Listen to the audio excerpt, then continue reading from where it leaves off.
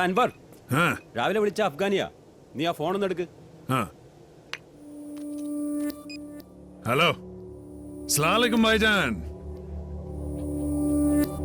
बस सब आपकी दुआ से खैरियत है? हाँ जी बिल्कुल मिल सकते हैं इंशाल्लाह। खुदा हाफिज। ഇന്ന് വൈകിട്ട് അവരെ ഡെസേർട്ട് ക്യാമ്പിൽ കാണാമെന്ന്. ഇത് നടന്നാൽ 40 കോടി രൂപയാ. പക്ഷെ പൈസയുടേതല്ല. 5 കൊല്ലത്തിന്റെ ഇടവേളയ്ക്ക് ശേഷം ഹാഫിസ് അലിയുടെ മക്കൾ കളി മറന്നിട്ടില്ല എന്ന് കാണിക്കാൻ പറ്റുന്ന ഒരു അവസരമാണ്.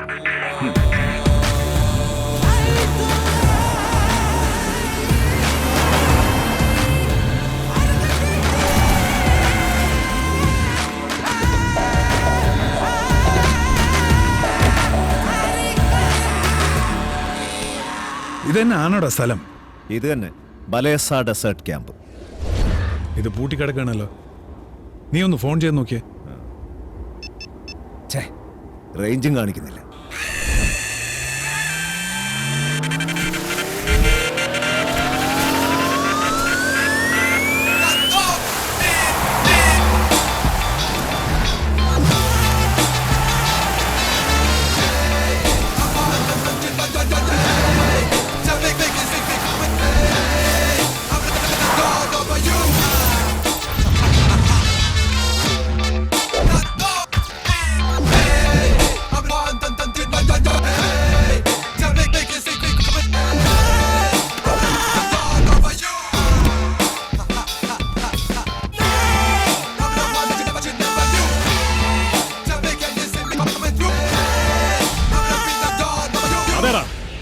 ഞാൻ തന്നെ ഇങ്ങോട്ട് വിളിച്ചു വരുത്തിയത് നിന്റെയൊക്കെ ഒടുക്കത്തെ കൂട്ടുകച്ചവടത്തിന്. പണക്കൊതി മൂത്ത് ആദ്യം സ്വന്തം തന്തയെ, പിന്നെ എത്രയോ പാവങ്ങളെ, ഒടുവിൽ നിന്റെയൊക്കെ ആർത്തി തീർക്കാൻ പണ്ട് എനിക്ക് സമ്മാനമായി കിട്ടിയ ഈ സ്നേഹസമ്പാദ്യം തിരിച്ചു തരാൻ വന്ന പാവ മനുഷ്യനെ പറഞ്ഞു തീരും മുമ്പേ ചങ്കർത്ത് കളഞ്ഞല്ലടാ നല്ല തന്തയ്ക്ക് പറഞ്ഞ നായിന്റെ മക്കളെ.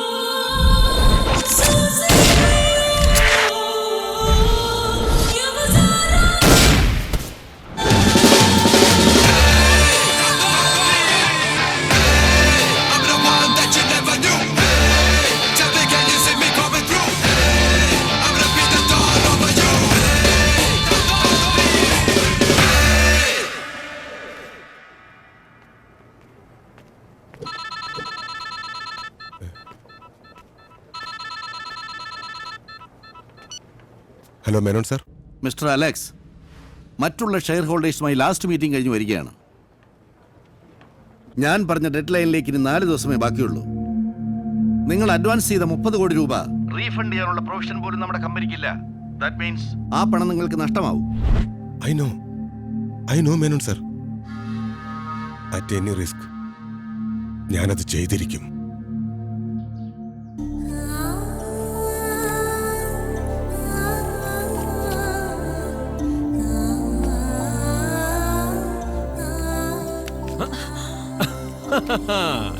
ഇപ്പോഴല്ലേ പിടികിട്ടിയത്? എന്റെ മുറിയിൽ നിന്ന് സ്ഥിരമായിട്ട് പുസ്തകങ്ങൾ അടിച്ചു മാറ്റുന്നത് കത്രീനാമച്ചി എന്ന് പറയുന്ന ഈ കള്ളത്തിയാണെന്ന്. നീ അതിങ്ങോട്ട് തട. ഇതെന്നാ നീലന്റെ സൃഷ്ടി വായിച്ചൊരല്പം സെന്റിമെന്റലായ മട്ടുണ്ടല്ലോ. ആരാധന തോന്നുന്നുണ്ടോ എന്റെ അമ്മച്ചിക്ക് ഈ സൃഷ്ടാവിനോട്? എന്നതാന്നറിയില്ല, അമ്മച്ചിയുടെ ജീവിതം അങ്ങനെ അങ്ങ് വരച്ചു വെച്ചതുപോലുണ്ട്. അതുകൊണ്ടല്ലേ കൊച്ചുകുഞ്ഞിത് മേടിച്ച് കൈ വെച്ചിരിക്കുന്നത്. പണ്ട് നാട് വിട്ട് അലഞ്ഞപ്പോ ഏതോ ഒരു പാതിരാത്രിയിൽ കണ്ടുമുട്ടിയതായി എഴുത്തുകാരന്. പിന്നെ പിന്നെ ഇറങ്ങുന്ന പുതിയ സൃഷ്ടികളെല്ലാം മുടങ്ങാതെ എത്തിച്ചേരും. അത് പോട്ടെ, ഈ അമ്മായിമാരെന്നാത്തിന് അത്യാവശ്യമായിട്ട് കാണണമെന്ന് പറഞ്ഞു? അത് അമ്മായിമാര് തന്നെ പറയാം. ഇവിടെ നിപ്പുണ്ടായിരുന്നോ? നിന്നല്ലേ പറ്റത്തുള്ളൂ മോനെ. ഇപ്പൊ കാര്യങ്ങളൊക്കെ നിന്റെ കയ്യിലല്ലയോ. അയ്യോ, അതെന്നാ പറ്റി? കാര്യക്കാരായ കാരണവന്മാരൊക്കെ കൂടെ അങ്ങ് കാശിയിലോട്ട് വിട്ടോ? ഓ, തുടങ്ങി അവന്റെ ഒരു തമാശ. എടാ, നിനക്ക് ഓർമ്മയുണ്ടോന്ന് അറിയത്തില്ല, നിന്നെ പെറ്റിട്ടതേ ദേ ഈ കയ്യിലോട്ടാ.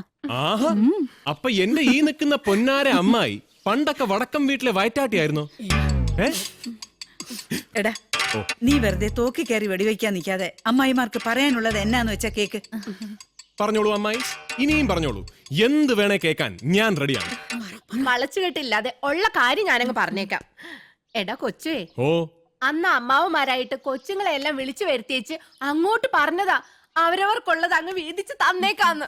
ആ, അത് വെച്ച് അവരേതാണ്ടൊക്കെ മനക്കണക്ക് കൂട്ടിയിരിക്കുവോ. ഇതിപ്പോ പുറമേക്കാര് കേട്ട എന്നതാ പറയാ?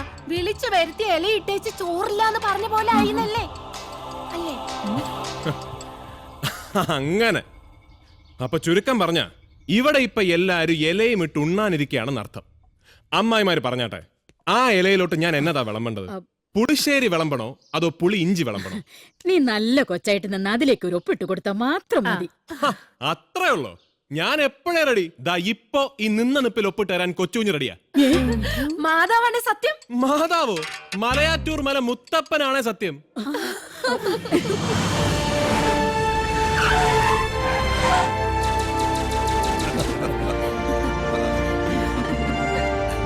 എന്നാ തുടങ്ങല്ലേ? ആയിക്കോട്ടെ. വക്കീലേ, വായിക്കാൻ വരട്ടെ. ഏ? കൊച്ചുകുഞ്ഞിനെ എവിടെയും കാണുന്നില്ല. എടാ വൃത്തികെട്ടവരെ, ആരാധിക്കാൻ ഒരു വേദഗ്രന്ഥങ്ങളിലും പറഞ്ഞിട്ടില്ല. വിശ്വസിക്കാനും സ്നേഹിക്കാനും മാത്രമേ പറഞ്ഞിട്ടുള്ളൂ.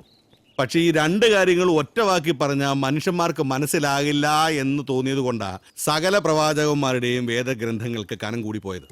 എന്തിനധികം പറയണം? കാൾ മാർക്സ് ദാറ്റ്സ് ക്യാപിറ്റൽ എഴുതിയപ്പോഴും ഗ്രന്ഥത്തിന് കനം കൂടി പോയത് അതുകൊണ്ട് തന്നെയാ. അരേ വാ, ചുമ്മാതാണോ വടക്കൻ വീട്ടിലെ അമ്മാവന്മാരി താൻ തോന്നിയുടെ നാക്കിന് ലൈസൻസ് ഇല്ല എന്ന് പറയുന്നത്?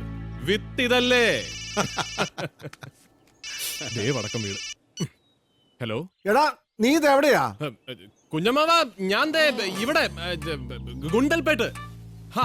നമ്മൾ തുടങ്ങാൻ പോകുന്ന പൊട്ടറ്റോ കൃഷിയായിട്ട് ബന്ധപ്പെട്ട് വന്നതാ. ജർമ്മനിയിൽ നിന്ന് സായിപ്പ് ഇന്ന് വെളുപ്പിനല്ലേ ലാൻഡ് ചെയ്തത്. ലാൻഡ് ചെയ്ത പാടെ സായിപ്പ് എന്നെ വിളിച്ച് ചോദിച്ചു, ഹലോ മിസ്റ്റർ കച്ചു, എന്ന്. ഞാൻ പറഞ്ഞു, പിന്നെന്താ സായിപ്പ് എന്ന്. അങ്ങനെ വന്നതാ. നീ എന്നെ പണിയായി കാണിച്ചത്. ഇനിയും കുഞ്ഞമ്മാവന് വിശ്വാസമായില്ലെങ്കിൽ ഞാൻ ദേ സായിപ്പിന് ഫോൺ കൊടുക്കാം. Good evening mister Thankachan and I am scoping. Yes, but സായിപ്പേ, no. ഇങ്ങോട്ട് താ. ഇപ്പൊ എങ്ങനെയുണ്ട് കുഞ്ഞമ്മാവ? വിശ്വാസമായല്ലോ? നീ എല്ലാറ്റിനെയും അങ്ങ് കഴിവേറ്റിട്ട് അടങ്ങുന്നുണ്ടെങ്കിൽ ഇനി ഇങ്ങോട്ട് വേണ്ട. നിനക്ക് നല്ലത് ചത്തുപോയ നിന്റെ തന്തയുടെ വഴി തന്നെയാ. എന്നതാ? ചത്തുപോയ തന്തയോ? ഇപ്പൊ കൊടുക്കാവേ. ഒരു ഹലോ പറഞ്ഞാൽ അല്ല, ചത്തു പോവാതിരിക്കാൻ തന്തയെ മനസ്സിൽ ധ്യാനിച്ചുകൊണ്ട് കൊച്ചു ഞങ്ങൾ എത്തിക്കോളാവേ എന്ന് പറയായിരുന്നു. മതി പേരപ്പനും അപ്പാപ്പനൊക്കെ ഇനിയും കൊച്ചുകുഞ്ഞിനെ വെച്ച് ഞങ്ങളെ കൊണ്ട് വേഷം കെട്ടിക്കാനാണെങ്കിൽ ഒസ്യത്തെ പ്രകാരം വല്യപ്പൻ എഴുതി വെച്ചതങ്ങ് കീറി കളഞ്ഞേക്ക്. ബാക്കി എന്നാ വേണമെന്ന് ഈ ഇലക്ഷൻ അറിയാം.